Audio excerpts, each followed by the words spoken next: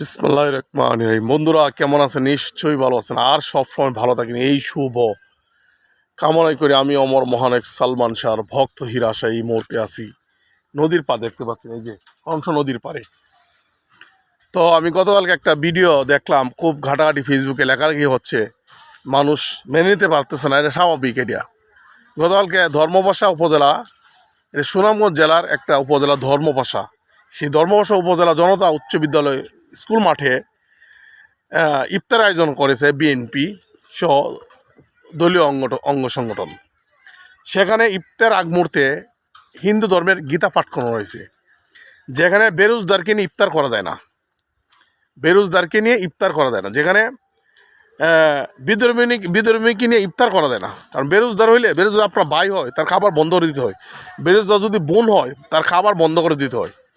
সেই জায়গায় আমরা বেরোজদারকে নিয়ে ইফতার করি, পাশাপাশি বিধর্মীকে নিয়ে ইফতার করার পাশাপাশি বিধর্মীদের যে হিন্দু ধর্ম, এটা বাতিল ধর্ম, এগুলা বাতিল ধর্ম যে গীতা পাঠ করানো হয়েছে, এটা কি শুভ লক্ষণ হয়েছে? এটা কি শুভ কাজ হয়েছে? ইফতারে আগ মুহূর্ত হলো দোয়া কবুল হওয়ার সময়, ইফতার আগ মুহূর্ত হলো দোয়া কবুল হওয়ার সময়। সে দোয়া কবুল হওয়ার সময় যদি এই কাজ হয়, এটা নিন্দনীয় এবং জঘন্যতম একটা অপরাধের মধ্যে হয়, অপরাধ বলে গণ্য হয়। এটা কোনো সামাজিকতার মধ্যে পড়ে না। সামাজিক, এটা কি সাংস্কৃতিক অনুষ্ঠান যে সব ধর্মের মানুষ গীতা পাঠ করে? এটা কি রাজনৈতিক অনুষ্ঠান? এটা কি বিয়ে শাদীর অনুষ্ঠান? দেখি গীতা পাঠ করো, হ্যাঁ, এই সব ধর্মের করো, হ্যাঁ, এটা হলো গিয়া একটা ধর্মীয় অনুষ্ঠান। ধর্ম যার, উৎসব তার। ধর্মটা যদি আমাদের, এটা ইফতারটা যদি রোজাদারদের, মুসলিমদের, সুতরাং আমাদেরই ইফতার, রোজাদারদের ইফতার, মুসলিমদের ধর্ম। এটা হিন্দু, বৌদ্ধ, খ্রিস্টানদের না।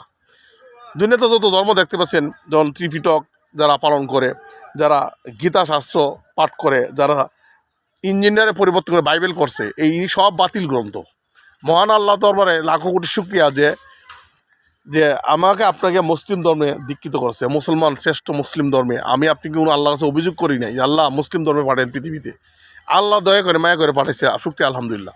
অন্য ধর্মে যদি পাঠাইতো তাহলে অন্য ধর্মগুলা পালন করতে হইতো, আর আমি চিরতরে জাহান্নামে চলে যেতাম।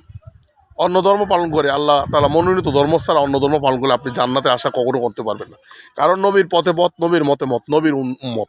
আর নবীর উম্মত হতে হলে আপনাকে অবশ্যই কী করতে হবে? নবীর উম্মত হলে আপনাকে অবশ্যই নবীর পথে পথ, নবীর মতে মত, নবীর উম্মতের, নবী যে কাজগুলা, সাহাবারা যে কাজগুলা করছেন সেই কাজগুলা করতে হবে। হ্যাঁ, আমরা মানুষকে ভালোবাসবো। অন্যান্য বিখ্যাত সাহাবারা খ্রিস্টান ছিল, মূর্তি পূজক ছিল, অন্যান্য ধর্মে দীক্ষিত ছিল, মূর্তি পূজা করতো। এরাও আল্লাহ পাক বিশ্বনবীর মধ্যে দাওয়াত দিয়া এরা এই মূর্তি পূজা বন্ধ করাইছে। আমরা দাওয়াতের মাধ্যমে আসবো, কাউকে ফোর্স করে না, তাকে জোর করে না।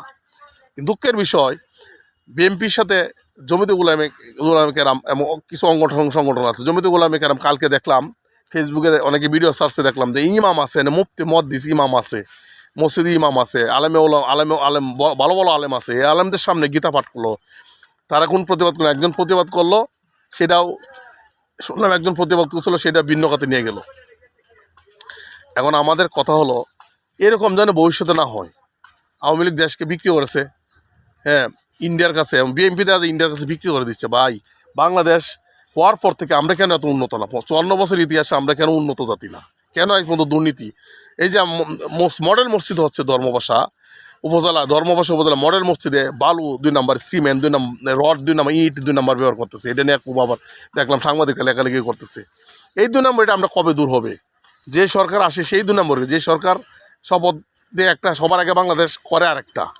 বঙ্গবন্ধু থেকে শুরু করে, জিয়া থেকে শুরু করে, খালেদা জিয়া, শেখ হাসিনা, তত্ত্বাবধায়ক অনেকেই আসছে। আমরা শুনি মানুষের কাছে বলে, মুরব্বী, আমি নিজেও দেখছি যে ফখরুদ্দিন সরকার আমলটা নাকি ভালো ছিল।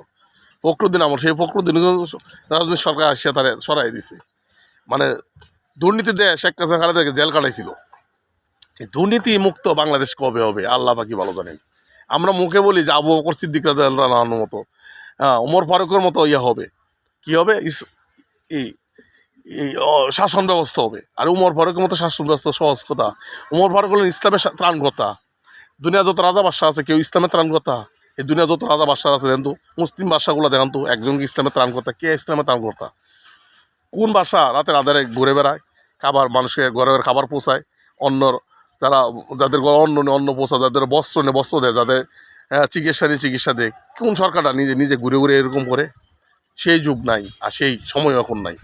এখন কিয়ামতের সন্নিকটে আমরা আসতেছি। এই যে দেখেন না, কিয়ামতের একটা বড় আলামত, বড় ছোট আলামত, এটা বড় আলামতগুলোর সামনে আছে। এটা কিয়ামতের যে ছোট আলামতগুলোর মধ্যে এই আলামত, যে ইসলাম ধর্মে ইসলামিক অনুষ্ঠানের মধ্যে অন্য ধর্মের গীতা ত্রিপিটক এগুলো পাঠ করা, এগুলো কিন্তু ভালো লক্ষণ না, শুভ লক্ষণ না। এটা কিয়ামতের আলামত, এটা আলামত। আর কিয়ামত হবে এই বিধর্মীদের উপরে, উনি ইসলাম কোনো মুসলমানদের উপরে কিয়ামত হবে না। কিয়ামতের দিনই শুক্রবার, আজকে বিশেষ দিন শুক্রবার, কিয়ামতের দিনটা কিন্তু শুক্রবার হবে। তো সুতরাং যাই যেই দল করেন, যেই ধর্ম যার যার উৎসব তার, ধর্ম যার উৎসব তার, ধর্ম যার উৎসব তার, যেই ধর্ম যে যার ধর্ম পালন করেন, আমার এটা নিয়ে কোনো বক্তব্য নেই। এটা আল্লাহ তাআলাই ফয়সালা দেবেন হাশরের মাঠে। আর হাশরের মাঠ হবে ফিলিস্তিনদের মাঠ। একটা ভিডিও দেখলাম, মোদি বলতেছে কি, ফাদারল্যান্ড ইসরায়েল, মাদারল্যান্ড হলে গিয়ে ইন্ডিয়া। ইন্ডিয়ারে বিয়া হয়েছে যার কাছে, ইহুদিদের কাছে। তো দেখেন না কত বড় হারামজাদা, কত বড় এরা মুনাফেক। এরা হিন্দুরা ইহুদিদের কাছে দেয়া বিয়া হয়েছে, ইসরায়েলের বংশধর নাকি গোটা ভারতবর্ষ। দেখছেন অবস্থাটা, মুসলমানদের উপর অত্যাচার করতেছে এই দুইটা জাতি। এটা ভারতে আর এলো ইসরায়েলে। এরাও ধ্বংস হয়ে যাবে, ভারত ধ্বংস হবে, ইসরায়েল ধ্বংস হবে। ইসরায়েলের মানুষগুলা পৃথিবী থেকে নিশ্চিহ্ন হয়ে যাবে। সেই সময় আসতেছে, অপেক্ষমান। ঈসা আলাইহিস সালাম আসতেছে, দাজ্জাল আসছে, দাজ্জালের হত্যা হবে ঈসা আলাইহিস সালাম। দাজ্জালে ইহুদিদের পক্ষ নিয়ে কাজ করবে, ইহুদিদের এখান থেকে দাজ্জাল উৎপত্তি হবে। তো মূর্তি পূজক যারা আছে তাদেরকে আল্লাহ দুনিয়াতেও শাস্তি দিবেন, পরকালে তো শাস্তি বরাদ্দ। আল্লাহ পাক আমাকে আপনাকে শিরক থেকে মুক্ত রাখুক, মুনাফিকি থেকে মুক্ত রাখুন। আর মুসলমান উপকার করবেন, মুসলমান হয়ে যেগুলো প্রতিবাদ করেন, যেগুলো ভালোবাসা দরকার ভালোবাসবেন। এই কামনায় কংস নদীর পাড় থেকে আমি সালমান স্যার, ভক্ত হিরাসা, এটা ধর্মপাশা উপজেলা, সুনামগঞ্জ জেলা। আসসালামু আলাইকুম রহমতুল্লাহ বরকাত।